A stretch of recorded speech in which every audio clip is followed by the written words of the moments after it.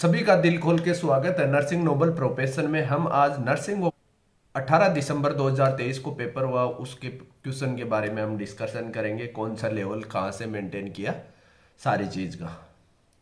सबसे पहले हम क्वेश्चन का डिस्कशन करेंगे कि दो क्वेश्चन आए थे कि आईएम इंजेक्शन लगाते टाइम कौन सा एंगल बनता है।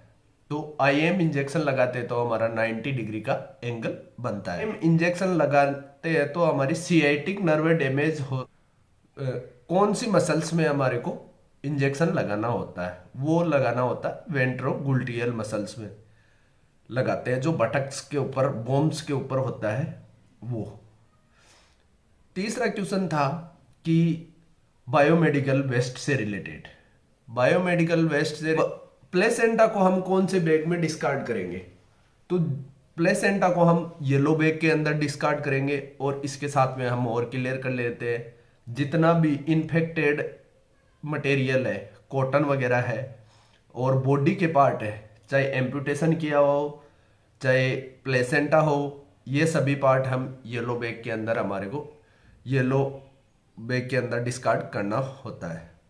दूसरा पूछा था कि साइटोटॉक्सिक का सिंबल क्या होता है।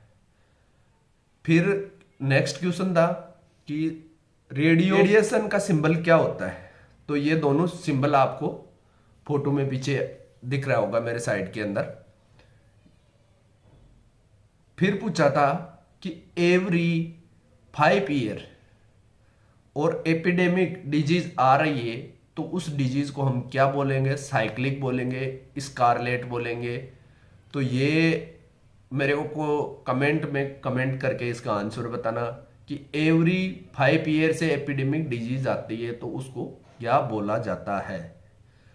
फिर क्वेश्चन था पीडिया से रिलेटेड कि आप बच्चे को सप्लीमेंट्री के साथ ब्रेस्ट फीडिंग कितने दिन तक करवाना है। अब इस क्वेश्चन में कंफ्यूजन चल रहा है कि कुछ ये से बोल रहे हैं कि इसके अंदर कि आप सप्लीमेंट्री के साथ ब्रेस्ट फीडिंग कितने दिन तक दे सकते हो। तो सप्लीमेंट्री और ब्रेस्ट फीडिंग 2 साल तक हम बच्चों को देते हैं। देन फिर साथ सप्लीमेंट्री कब स्टार्ट कर सकते हो, तो वो 4 से 6 महीने के अंदर कर सकते हैं। ऑप्शन में था 4 मंथ, 4 मंथ ऑप्शन में आंसर था और एग्जैक्ट आंसर 4 मंथ ही जाएगा उसका।